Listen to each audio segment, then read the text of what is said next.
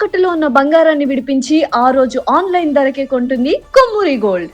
16 ఏళ్ల ముఖ్యమంత్రి, 15 ఏళ్లు ప్రతిపక్ష నేత, 4 పదులు దాటి సుదీర్ఘ రాజకీయ ప్రస్థానం. గెలిస్తే పొంగిపోడు, ఓడితే కుంగిపోడు. పట్టుదల, ఓర్పు, సహనానికి నిలువెత్త రూపం. ఎన్నో సవాళ్లు, మరెన్నో సంక్షోభాలు. అయినా వెనకడుగు వేయలేదు. ఎంతటి వారినైనా తన వైపు తిప్పుకోగల నేర్పరి. ప్రజాక్షేత్రంలో ఒప్పించి మెప్పించి నెగ్గుకు రాగల గడసరి. పడిలేచిన కెరటమై తెలుగు రాజకీయాలలో చెరగని ముద్ర వేసిన వ్యక్తి నారా చంద్రబాబు నాయుడు. రాష్ట్ర రాజకీయాలే కాదు, జాతీయ రాజకీయాలలో చక్రం తిప్పిన నేత. అభివృద్ధి, సంక్షేమానికి బ్రాండ్ అంబాసిడర్. ఇది చంద్రబాబు గురించి మచ్చు తునక మాత్రమే. 1978లో 28 ఏళ్ల వయసులో ఎమ్మెల్యేగా ఎన్నికైన శాసనసభలో ప్రవేశించాక ఇప్పటి వరకు ఆయన 47 ఏళ్ల సుదీర్ఘ రాజకీయ ప్రస్థానం అత్యంత స్ఫూర్తిదాయకం. 1995లో టీడీపీలో చోటు చేసుకున్న పరిణామాల నేపథ్యంలో సెప్టెంబర్ 1న ఆయన ఉమ్మడి రాష్ట్ర ముఖ్యమంత్రిగా బాధ్యతలు చేపట్టారు. ఉమ్మడి ఆంధ్రప్రదేశ్కు 2 దఫాలు, నవ్యాంధ్రకు ఒకసారి ముఖ్యమంత్రిగా పనిచేసిన ఆయన ఇప్పుడు 4వసారి సీఎంగా పనిచేస్తున్నారు. 14 ఏళ్లు ముఖ్యమంత్రిగా, 15 ఏళ్లు ప్రతిపక్ష నేతగా పనిచేయడం రాష్ట్ర చరిత్రలో ఇప్పటికే రికార్డు. ఆయన సాధించిన విజయాల్ని తెరచి చూస్తే వాటి వెనక ఎన్నో త్యాగాలు, అవిశ్రాంత కృషి, క్రమశిక్షణ కనిపిస్తాయి. సాధారణ వ్యవసాయ కుటుంబంలో జన్మించిన చంద్రబాబు చిన్నప్పటి నుంచి నాయకత్వ లక్షణాలని పొనికిపుచ్చుకున్నాడు. యూనివర్సిటీలో రాజకీయాలలో చురుకైన పాత్ర నిర్వహించారు. 1978లో చిత్తూరు జిల్లా చంద్రగిరి నుంచి పోటీ చేసి ఎమ్మెల్యేగా ఎన్నికయ్యారు. 1980లో అంజయ్య మంత్రివర్గంలో స్థానం పొందారు. 1980-83 మధ్య పురావస్తు, సినిమాటోగ్రఫీ, సాంకేతిక విద్య, పశుసంవర్ధక శాఖ, పాడి, పరిశ్రమ అభివృద్ధి, చిన్న నీటిపారుదల వంటి శాఖలని సమర్థవంతంగా నిర్వహించారు. ఎన్టీఆర్ తన కుమార్తె భువనేశ్వరితో ఆయనకు వివాహం జరిపించారు. ఎన్టీఆర్ టీడీపీని స్థాపించాక తొలి ఎన్నికలలో చంద్రబాబు కాంగ్రెస్ తరపున చంద్రగిరిలోనే పోటీ చేసి ఓడిపోయారు. అనంతరం టీడీపీలో చేరి తన రాజకీయ దక్షత, సునిశ్చిత మేధతో ఎన్టీఆర్కు కుడిభుజంగా మారారు. ఆగస్టు సంక్షోభంలో ఆయనకు వెన్నంటి నిలిచి ప్రజాస్వామ్య పునరుద్ధరణ ఉద్యమంలో క్రియాశీలకంగా వ్యవహరించారు.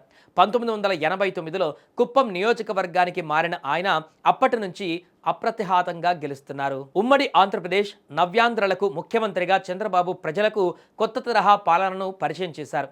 శ్రమదానం, ప్రజల వద్దకు పాలన, జన్మభూమి, పచ్చదనం, పరిశుభ్రత, గ్రామీణ మహిళల ఆర్థిక అభ్యున్నతికి డ్వాక్రా సంఘాల ఏర్పాటు, రైతు బజార్ల ఏర్పాటు వంటి అనేక కార్యక్రమాలు చేపట్టారు. ఆయన స్థాపించిన స్వయం సహాయక సంఘాలు గ్రామీణ పేద మహిళల జీవితాలలో విప్లవాత్మక మార్పులు తెచ్చాయి. డ్వాక్రా సంఘాల విజయగాథలు తెలుసుకోవడానికి దేశ విదేశీ ప్రముఖులు రాష్ట్రాన్ని సందర్శించారు. ఆంధ్రప్రదేశ్లో సాధించిన మహిళా ఆర్థిక స్వావలంబన గురించి బ్రిటన్ పార్లమెంట్లో ప్రత్యేకంగా ప్రస్తావించారు. పనిచేసే ముఖ్యమంత్రి అన్న పేరు చాలా త్వరగా వచ్చింది. భారీ వర్షాలు, తుఫానుల వంటి ప్రకృతి విపత్తులు సంభవించినప్పుడు 24 గంటల్లోపే అక్కడికి చేరుకొని పరిస్థితులు సాధారణ స్థితికి వచ్చేంత వరకు దగ్గరుండి పర్యవేక్షించిన ముఖ్యమంత్రిని ఆయనకు ముందు ఎవరూ చూడలేదు.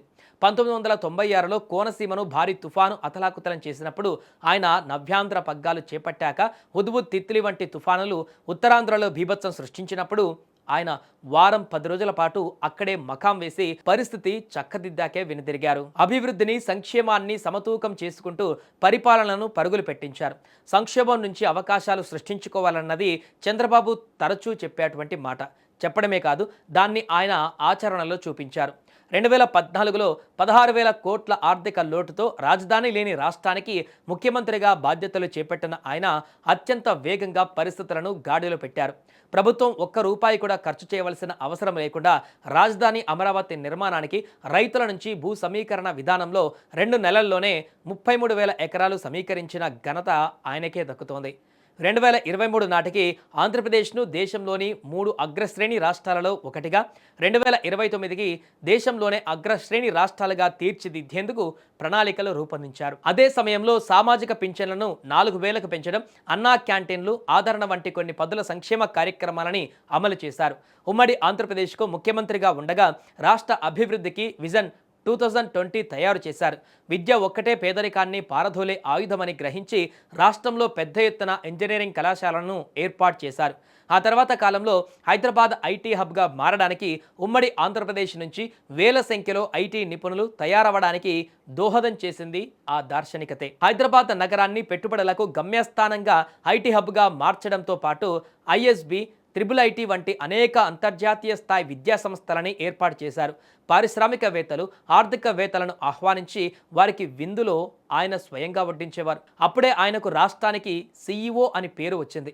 అప్పటికి పారిశ్రామిక ర్యాంకులలో 22వ స్థానంలో ఉన్న ఏపీ ఆయన కృషి వల్ల 4వ స్థానానికి ఎగబాకింది. ఆయన నవ్యాంధ్రలో ప్రతిపక్ష నేతగా ఉన్నప్పుడు కూడా ISB వంటి సంస్థలు ప్రత్యేక ఉత్సవాలకు ఆయనను ముఖ్య అతిథిగా ఆహ్వానించాయంటే ఆయన వేసిన ముద్ర ఎలాంటిదో అర్థమవుతోంది. రాష్ట్ర విభజనతో హైదరాబాద్ వంటి మహానగరాన్ని కోల్పోయి ఉపాధి అవకాశాలు కల్పించే పరిశ్రమలు లేక ఆర్థిక లోటుతో భవిష్యత్తుపై అనిశ్చితి మేఘాలు ముసురుకున్న పరిస్థితులలో రాష్ట్ర ప్రజలకు చంద్రబాబు పెద్ద దిక్కయ్యారు.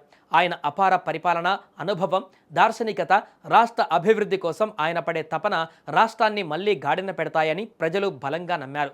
2014లో రాష్ట్ర పాలనా పగ్గాలు ఆయనకు కట్టబెట్టారు. సులభతర వాణిజ్యంలో రాష్ట్రాన్ని నెంబర్ 1 స్థానంలో నిలిపారు.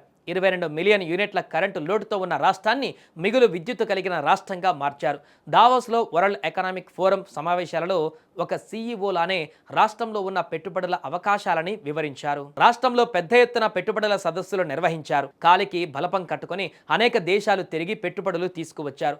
ఆయన కృషి ఫలితంగానే IT, ఆటోమొబైల్, వ్యవసాయ అనుబంధ పరిశ్రమలు, ఫుడ్ ప్రాసెసింగ్ వంటి రంగాలలో అనేక పరిశ్రమలు ఏర్పాటయ్యాయి. Kia, Hero Motors, Isuzu, Ashok Leyland, HCL, Asian Paints, Berger Paints, Ramco, Flora Ceramics, Apollo Tyres వంటి అనేక పరిశ్రమలు, సెల్ ఫోన్ తయారీ కంపెనీలు రాష్ట్రానికి తరలి వచ్చాయి. రాష్ట్ర తలసరి ఆదాయం 15% పెరిగింది. GSDP వృద్ధి రేటు 11.2% మేర నమోదైంది. సేవా రంగంలో 29%, పారిశ్రామిక రంగంలో 9% వృద్ధి రేటు నమోదైంది. దేశ రాజకీయాలలో క్రియాశీలకంగా ఉన్న అతి కొద్ది మంది సీనియర్ నాయకులలో చంద్రబాబు ఒకరు. గతంలో యునైటెడ్ ఫ్రంట్, NDAలకు కన్వీనర్గా పలువురు ప్రధానులు, రాష్ట్రపతుల ఎంపికతో పాటు యావత్ దేశాన్ని ప్రభావితం చేసే కీలక నిర్ణయాలు తీసుకోవడంలో ముఖ్య భూమిక నిర్వహించిన చంద్రబాబు ఈ ఎన్నికల తర్వాత జాతీయ స్థాయిలో మరోసారి కీలక వ్యక్తిగా మారిపోయారు. కేంద్రంలో సొంతంగా ప్రభుత్వాన్ని ఏర్పాటు చేసేందుకు అవసరమైనన్ని సీట్లు భాజపాకు దక్కకపోవడంతో తెదేపా మద్దతు కీలకమైంది. NDA పక్షాలలో బీజేపీ తర్వాత అత్యధిక స్థానాలు గెలుచుకున్న పార్టీ టీడీపీనే కావడంతో మరోసారి ఢిల్లీలో చంద్రబాబు ప్రభావం మొదలైంది. NTR హయాం నుంచి చంద్రబాబుకు వివిధ పార్టీలకు చెందిన జాతీయ నాయకులతో సత్సంబంధాలు ఉండేవి. 1996 లోక్సభ ఎన్నికలలో ఏ పార్టీకి పూర్తి మెజారిటీ రాని పరిస్థితులలో ఆయన యునైటెడ్ ఫ్రంట్ ఏర్పాటుకు చొరవ చూపి దానికి కన్వీనర్గా ఎన్నికయ్యారు. దేవేగౌడ, ఐకే గుజ్రాల్లను ప్రధానులుగా రాష్ట్రపతిగా ఎంపిక చేయడంలో ఆయన క్రియాశీలక పాత్ర నిర్వహించారు. అప్పట్లో యునైటెడ్ ఫ్రంట్ సమావేశాలకు చంద్రబాబు బస చేసే AP భవన్ కేంద్ర స్థానంగా ఉండేది. 1998లో కేంద్రంలో భాజపాకు టీడీపీ మద్దతునిచ్చింది. NTR తెలుగువారి ఆత్మగౌరవాన్ని ప్రపంచానికి చాటి చెబితే వారిలోని ఆత్మవిశ్వాసాన్ని, ప్రతిభా పాఠవాల్ని ప్రపంచ దేశాలకు పరిచయం చేసిన నాయకుడిగా చంద్రబాబు చరిత్రలో నిలిచిపోతారు. రాజకీయ నాయకులలో IT జ్ఞానిగా, ఈ గవర్నెన్స్ను ప్రజలకు పరిచయం చేసిన దార్శనికుడిగా ఆయనకు పేరుంది. ఆయన ఉమ్మడి ఆంధ్రప్రదేశ్ ముఖ్యమంత్రిగా పనిచేస్తున్నప్పుడు 1998లో అమెరికాలోని ఇలినాయి గవర్నర్ జిమ్ ఎడ్గర్ చంద్రబాబు గౌరవార్థం సెప్టెంబర్ 24వ తేదీని నాయుడు డేగా ప్రకటించారంటే ఆయన విజన్ అర్థం చేసుకోవచ్చు. ఆయన సీఎంగా ఉండగానే అప్పటి అమెరికా అధ్యక్షుడు బిల్ క్లింటన్, బ్రిటన్ ప్రధాని టోనీ బ్లెయిర్, సింగపూర్ ప్రధాని, మైక్రోసాఫ్ట్ అధినేత బిల్ గేట్స్ వంటి వారు ఆంధ్రప్రదేశ్ను సందర్శించారు. బిల్ గేట్స్ వెంటపడి ఒప్పించి మైక్రోసాఫ్ట్ కేంద్రాన్ని హైదరాబాద్లో ప్రారంభించేలా చంద్రబాబు చేసిన కృషి అందరికీ తెలిసిందే. పలు పత్రికలు ఆయన చేసిన కృషికి అనేక బిరుదులు కూడా ఇచ్చాయి. IT ఇండియన్ ఆఫ్ ది మిలేనియంగా, business person of the year, South Asian of the year వంటి బిరుదులతో సత్కరించాయి. అమెరికాకు చెందిన ఒరాకిల్ కార్పొరేషన్ ప్రచురించే మాసపత్రిక ప్రాఫిట్ చంద్రబాబును హిడెన్ 7 వర్కింగ్ వండర్స్లో ఒకరిగా అభివర్ణించింది. BBC సైబర్ షావీ సీఎం అని కొనియాడింది. CNN వార్తా సంస్థ CEO ఆఫ్ ఆంధ్రప్రదేశ్ అని ప్రశంసించింది.